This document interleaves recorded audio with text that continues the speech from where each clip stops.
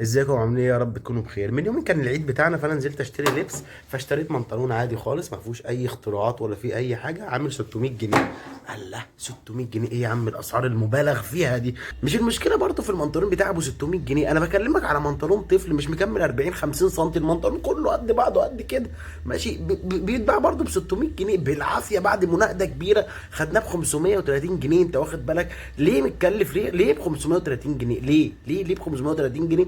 مع ان المنطقون اساسا واقف على صاحب المصنع ب 100 جنيه قماش، ومكلفه بعد كده مصنعيه وغسيل ومكوى وصبغه وتكييس وكل الكلام دوت، قول 100 جنيه تاني، وهيزود 25 جنيه ويبيعه للمكتب اللي هو التاجر الكبير، وبعد كده انت بتروح تشتريه من المكتب، المكتب هيزود له 25 جنيه هتشتري المنطقون ده ب 250 جنيه. فهل انت كصاحب محل زودت 250 جنيه ولا 280 جنيه عشان تبيعني المنطلون ب 530 جنيه؟ ده انت فاجر يا جدع. طب الراجل عشان يكسي عياله على الحال دوت محتاج كام في العيد؟ يوم صاحب المحل يقول لك يا عم ما تجيش عليا، استنى انت مش فاهم حاجه، ده انا متأجر المحل هنا ب 30,000 جنيه، ومعايا اتنين شغالين غيري، بدفع لكل واحد مثلا 5 6000 جنيه غير الميه والنور والكهرباء. الموضوع داخل معايا في 55,000 جنيه تقريبا في الشهر الواحد.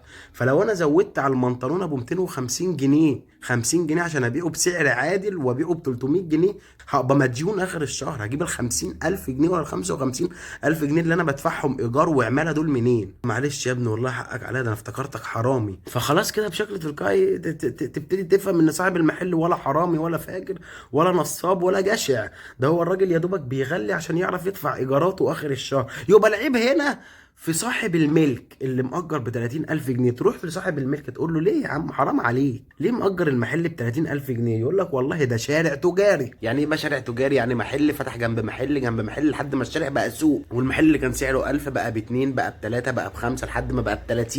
من المفترض اصلا انت بتروح تشتري من الشارع التجاري او من السوق، لان الحاجات فيه المحلات بتبيع بسعر قليل عشان الطلب كتير فبيبيع كتير بسعر قليل. انما عندنا احنا كمصريين في قانون الاستغلال يقول لك ايه؟ عندك زباين كتير اضرب الطاق في اتنين والناس كده كده هتشتري. يعني مثلا في العادي في عندنا سوق بيحصل كل يوم تلات، بتلاقي كل واحد بالتروسيكل بتاعه بيجيب البضاعه بتاعته على التروسيكل وبيبتدي يبيع التيشيرت ده. تروح تشتريه من هناك ب 60 70 جنيه، تمام، ويمكن اقل كمان، تيشيرت عادي خالص ما فيهوش اي انبهارات. ونفس التيشيرت ده بتروح تشتريه من المحل اللي في الشارع التجاري ب 250 جنيه. التيشيرت ده ان المفروض مثلا في ناس غلابه معينه بتروح بتدور على النوع دوت من التيشيرتات عشان ب 200 جنيه تشتري لها تيشيرتين وتروح مثلا والدنيا تبقى تمام ومنطلون عليهم وتعيد. دلوقتي خلاص انا عملت له سعر، ما دام هو قال لي ب 200 وانا اشتريت 250 وانا اشتريت 300 وانا اشتريت، خلاص انا سعرت التيشيرت ده ب 250 جنيه في المحلات الكبيره. بالنسبه لناس كتير ممكن تقول لك يا عم عادي ما فرقتش، لكن في ناس تانية لا فرقت بالنسبه لهم كتير قوي. احنا بنتخزوق بسبب حاجات احنا عملنا لها سعر زمان، انت فاهم؟ فخلاص دلوقتي بتيجي على دماغنا احنا. انت تعرف ان العيد ده كان فرحه من سنتين ثلاثه خمسه كده، كان اللي هو ليه العيد فرحه الناس كلها بتفرح في العيد. لا دلوقتي العيد ما بقاش فرحه، دلوقتي العيد يومين بنحاول نتخطاهم بالعافيه. خلاص الراجل هيجيب منين؟ عايز مصاريف اكل وشرب وعيديات وكسوه للعيال، زائد ان هو مأجز من الشغل مفيش فلوس، طب هيعمل ايه؟ فهو خلاص ما بقتش فرحه. تلاقي الراجل قاعد في العيد بيحاول يفرح بس مش قادر، انت فاهم؟ عايز يرجع، عايز يومين العيد دول يخلصوا بسرعه يتخطاهم، بحيث هو لسه مستلف من ابن عمه اللي مش متجوز 2000 جنيه، نفسه الدنيا ترجع لمجاريها بقى والشغل يشتغل ويردهم له في اسرع وقت. انت فاهم الدنيا ماشيه ازاي؟ فانت والله دخلت تشتري حاجه لقيت صاحب المحل بيبيعها بسعر مبالغ فيها، سيبها ما تشتريهاش، وعن ثقه امشي ودور هتلاقي نفس الحاجه دي بتتباع في محلات تانية اقل من كده. بس هي الناس بتحب تستغل بعضيها، يعني انت طول ما انت في اعياد وطول ما انت مش عارف ايه هتلاقي الحاجه ام 100 بتتباع ب 200 عشان عارفينك اللي انت كده كده هتشتريها. فانت ما تخليش حد يستغلك. دخلت محل لقيته بيبيع بسعر مبالغ فيه، سيبه ويمشي ودور عند محل تاني في شارع جانبي هتلاقي كل اللي انت عايزه بسعر اقل.